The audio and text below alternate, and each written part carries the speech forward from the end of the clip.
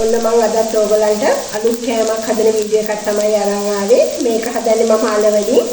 හරිම ලේසියෙන් ඔයගලන්ට හදා ගන්න පුළුවන්. අලගිරි දෙකක් තමයි මම අරගත්තේ. මේ ඉතින් මේකට මේ නමක් නම් දන්නේ නැහැ කියන්න. මේ ඉතින් ඕගොල්ලෝ මම මේ දෙන රෙසිපි එකට මේ විදිහට හදලා බලන්න. හරිම රස කෑමක්. හවස තේ එකක් බොන්න හැම ඔයගලන්ට හදා ගන්න පුළුවන්. එහෙනම් දැන් අපි බලමු අපිට මොනවද අවශ්‍ය කරන්නේ කියලා. අපි බලමු දැන් හදන හැටි. මෙතන අරන් තියනවා ග්‍රෑම් 200ක්. පාන් පිටි අරන් තියනවා මේස හැඳි 2ක්. කෝන් පිටි තරම් තියනවා මේස හැඳි 2ක්. මේ ඉන්ග්‍රීඩියන්ට්ස් තුන තමයි ඕන කරන්නේ. තව ලුණු තේ හැඳි භාගයක් විතර අපිට ඕන කරනවා. මේ එහෙනම් මම ඔයගලන්ට කියලා දෙන්නම් අලවලින් මොකද්ද මම අද හදන්නේ කොහොමද දැන් අපි මේක හදාගන්නේ කියලා බලමු. ඉතින්ම අර ගෙඩි දෙක මේ විදිහට හොඳට ඔයගොල්ලෝ ඉස්සෙල්ලා සුද්ධ කරගන්න. දැන් මම ඊගාවට මේ විදිහට ග්‍රේටර් එකකින් අල ටික හොඳට ග්‍රේට් කරගන්නවා.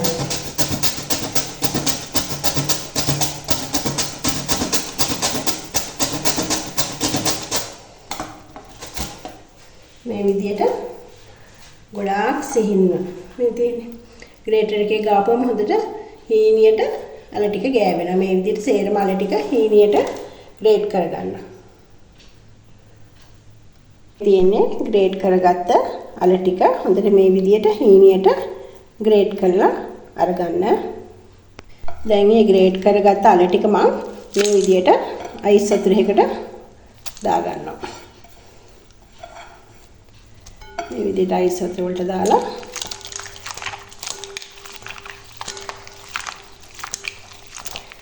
හොඳට මේ විදිහට මිරික ගන්න. පොඩ්ඩක් වතුර හිටින්න නැති වෙන්නේ මේ විදිහට මිරික ගන්න. එතකොට අපිට මේ අල කෑලි ටික අර කහට ගතිය අලවල යනවා. හොඳට මේ විදිහට මිරිකලා අරගන්න. මේ තියෙන්නේ අයිස් වතුර වලට දාලා මිරික ගත්ත අල ටික හොඳට කහට ගතිය ගිහිල්ලා තියෙන්නේ අලමේ. දැන් අපි තෙල් චුට්ටක් දාලා පෑන් එකට මේක ලිපේ තියලා මේ අල ටික පොඩ්ඩක් තඹ ගන්න ඕනේ. දැන් ඕගලන්ට පේනවා ඇති මේ අල ටික තැම්බිලා තියෙන්නේ. මේ ගානට අල ටික තැම්බුනාම ඇති. මේ විදිහට එක විදිහට එනවා මේ පාට වෙනස් වෙලා තියෙනවානේ කහ පාට වෙනවා. ඒ කියන්නේ මේ ගානට අල ටික තැම්බුනාම ඇති. දැන් මේක මම ලිපෙන් අරගන්නවා. දැන් මේ විදිහට මම බෝල් එකකට මේ තැම්බිච්ච අල ටික දාගන්නවා. සේරම. ඊගාවට මේ තියෙන්නේ පාන් පිටි මේස හැඳි දෙකක් අරගෙන පාන් පිටි ටික දාගන්නවා. ඊගාවට මම අරන් තියෙනවා කෝන් පිටි. කෝන් පිටිත් මේස හැඳි දෙකක් අරන් තියෙනවා. කෝන් පිටි ටිකත් මේ විදිහට දාගන්නවා. ඊගාවට අපිට ඕන කරන්නේ ලුණු.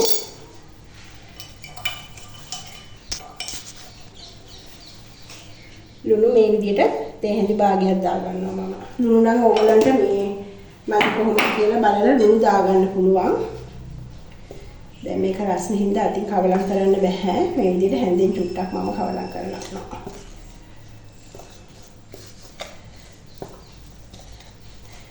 කෝන් පිටි පාන් පිටි දෙකම මේ දාන්න ඕනෙම කියලා නැහැ. ඕගලන්ට කෝන් පිටි නැත්නම් ඕගොල්ලෝ පාන් පිටි විතරක් දාගන්න. අර කෝන් පිටි දැම්මම ටිකක් රසයි. රස වැඩි වෙනවා. ඒකයි මම කෝන් පිටි ටිකක් කවලම් කරගන්නේ. ඕගලන්ට සැරට මේ හදා ගන්න ඕන නම් මේකට කෑලි මිරිස් චුට්ටක් විතර දාගන්න. මේ නැතත් කමක් නැහැ. මේ පොඩි බබාලා කනවා නම් කෑලි මිරිස් දාන්න එපා. සැරට හදා ගන්න එපා. මේ තව මම කහ කුඩු චුට්ටක් එකතු කරගන්නවා. මේ විදිහට තේ හැඳි කාලක් වගේ ලස්සන පාට එන්න. ඒ දේවල් ටික විතරයි දාගන්නේ.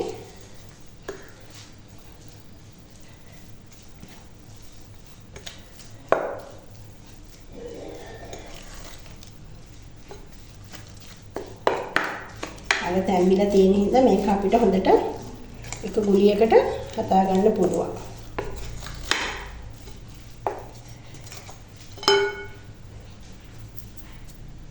තියෙන්නේ මේ වගේ මෙහෙම එක ගුලියකට හදා ගන්න පුළුවන් නම් මේ මිශ්‍රණය හරි.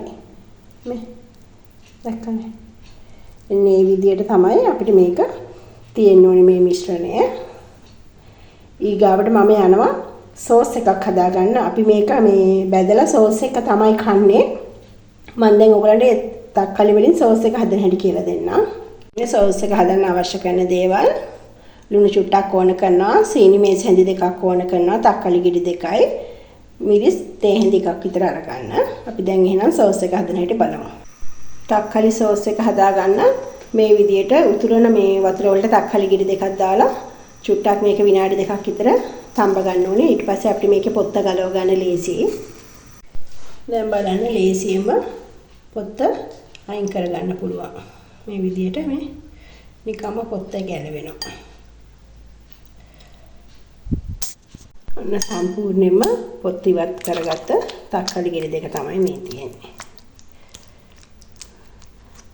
දැන් අපි බලමු තක්කාලි සෝස් එක හදා ගන්න හැටි. තක්කාලි ටික මම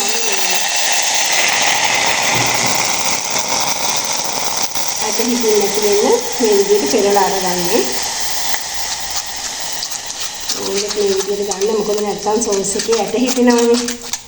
ටික අඩු බින්දරේ තියාගන්න.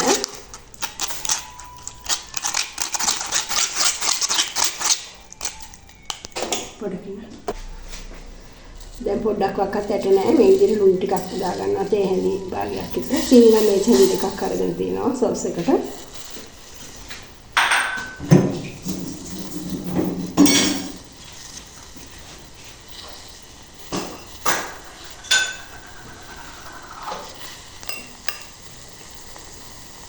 මිරිස් කුඩු මේ හැඳි එකක් දා ගන්නවා මම.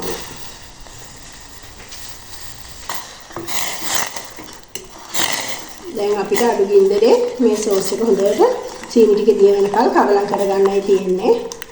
හරිම ලේසි තක්කාලි සෝස් හදා ගන්න. මේ සීනි ටික දිය වෙනකොට සෝස් එක උක්කු වේගන එනවා. එතකොට ඒ පදම තමයි සෝස් එකේ පදම. මේ ගානට වුණාම ඔයගොල්ලෝ ලිපේ සෝස් එක අරගන්න. ඔන්න මම දැන් සෝස් එක හදලා ඉවරයි. තක්කාලි ගෙඩි දෙකෙන් තමයි මම මේ සෝස් ටික හදාගත්තේ.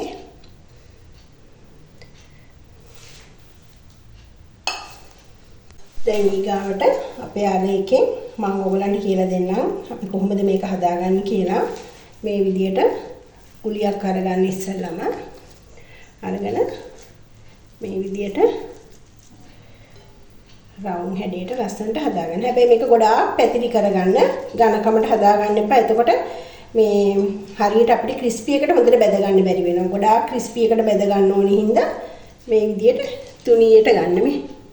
ගොඩාක් තුනී කරලා අරගන්න.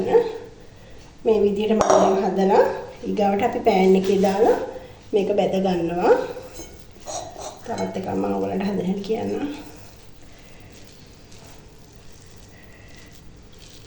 මේ විදියට ගොඩාක් තුනී කරලා අරගන්න. එතකොට හොඳට ක්‍රිස්පියට හදා ගන්න පුළුවන් අපිට. දැන් මම ඔයගලන්ට එකක් බැදලා පෙන්නන්නම්. ගොඩාක් අඩු ගින්දරේ තමයි බැද ගන්න ඕනේ. තෙල් ගැඹුරු තෙලේ නෙමෙයි බදින්නේ මේක. අපි පෑන් එකට තෙල් චුට්ටක් දාලා රැළෙන ගතිය නැති වෙන්න තෙල් චුට්ටක් දාලා තමයි බැදගන්නේ. මේ විදිහට පෑන් එකට තෙල් චුට්ටක් දාගන්න. ගැඹුරු තෙලේ බදින්න ඕනේ නැහැ. අඩු ගින්දරේ මේක බැදගන්න. මේ අල වලින් හදන අලුත් කෑම මේක මේ හරිම රසයි හරිම ක්‍රිස්පි.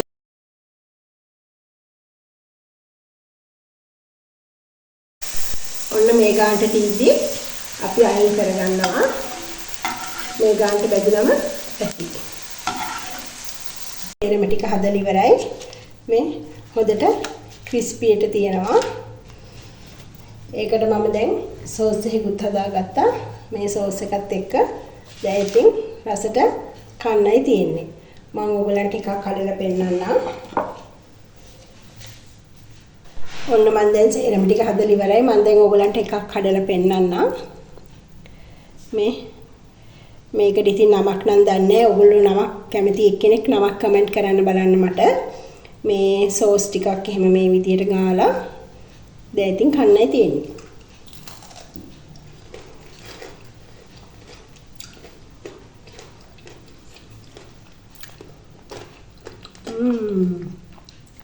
හරිම රසයි. එහෙනම් ඕගොල්ලොත් හදලා බලන්න කොහොමද කියලා. තේ එකක් බොන්න නම් හරිම රස කෑමක්. මේ ඕගොල්ලොත් හදලා බලලා මට ලයික් කරන්න, කමෙන්ට් කරන්න. අපි තවත් අලුත් කෑමක් එක්ක තවත් වීඩියෝ එකකින් නැවත හමු වෙමු. ඕගලන්ට සුබම සුබ දවසක්.